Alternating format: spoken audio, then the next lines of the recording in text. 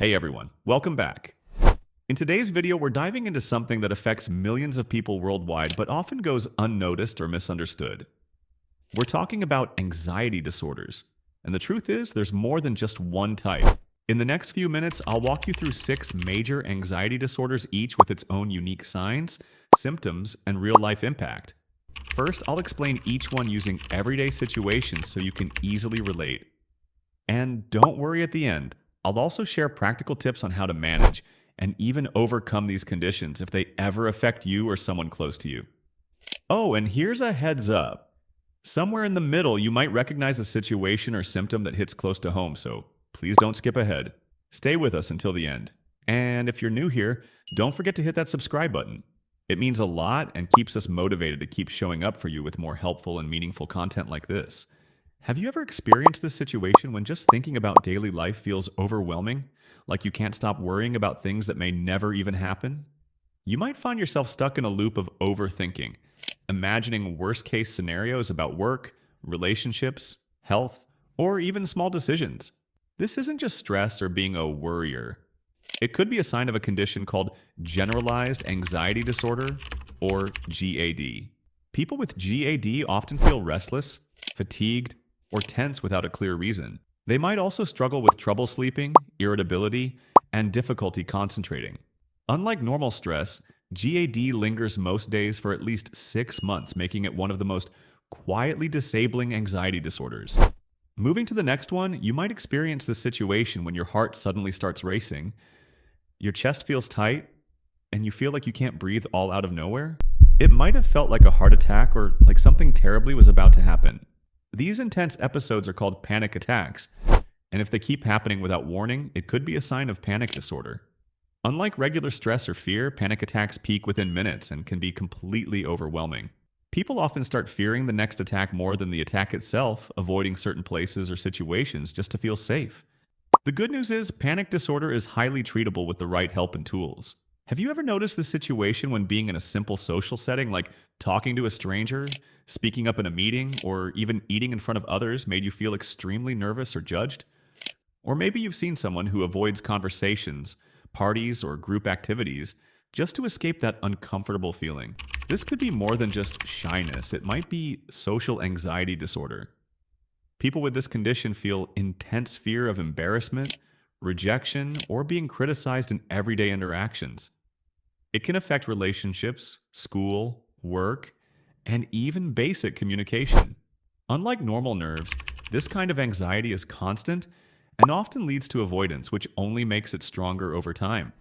Next one arrives. Have you ever experienced this situation when a certain object or situation like heights, spiders, or even needles caused an intense, uncontrollable fear that felt out of proportion to the actual danger? Or maybe you've seen someone panic just by seeing a small bug or standing near a balcony. This kind of extreme fear isn't just being scared, it could be a condition called specific phobias. These aren't normal fears.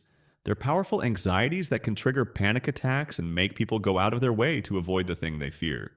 Even if they know it's irrational, their body reacts automatically. Specific phobias can develop in childhood or later in life, and while they may seem harmless from the outside, they can quietly limit choices and create hidden stress. Now go ahead with another. Have you ever experienced this situation when being in a crowded place, using public transport, or even stepping outside made you feel trapped, anxious, or afraid that something bad might happen, and there would be no way out? Or maybe you've known someone who avoids going out altogether just to feel safe. This could be a condition called agoraphobia. It's more than just feeling uncomfortable. It's an intense fear of places or situations where escape might be difficult or help might not be available. Many people mistakenly think it's just fear of open spaces, but it can also include crowded areas, lines, or even leaving home alone. Over time, this fear can become so limiting that people start avoiding more and more places, which can lead to isolation and serious disruption in daily life. In addition, have you ever experienced this situation when being separated from someone you care about, like a partner, parent, or child, caused extreme worry, fear, or even physical symptoms like stomach aches or trouble sleeping? Or maybe you've seen a child who refuses to go to school or be away from their caregiver because of intense anxiety. This could be a condition called separation anxiety disorder. While it's common in children, It can also affect adults, especially after a major life change or emotional event. People with this disorder often worry something bad will happen to their loved one while they're apart, making them avoid separation at all costs. It goes far beyond normal missing someone. It becomes a cycle of fear that can disrupt daily life, relationships, and independence. So there you have it, 6 major types of anxiety disorders, each with its own unique signs and effects. From constant worry and GAD, sudden panic attacks and panic disorder, fear of judgment and social anxiety, extreme reactions and specific phobias, avoidance of public spaces and agoraphobia, and intense fear of separation and separation. Anxiety disorder, these conditions are more common than you might think. And if any of these situations felt familiar to you or someone you know, that's okay. You're not alone, and help is available. If you ever feel stuck in a cycle of anxiety, here are some powerful steps you can take. First, recognize and accept what you're feeling. Don't ignore or shame yourself for it. Second, try breathing exercises or grounding techniques to calm your body during anxious moments. Third, talk to someone you trust. Sharing helps lighten the load. And most importantly, seek professional help if it's affecting your daily life. Therapy, lifestyle changes, and sometimes medication can make a huge difference. Thank you so much for watching. I'm really glad you stayed till the end. If this video helped you understand anxiety better, hit that like button, subscribe for more helpful content, and drop a comment below.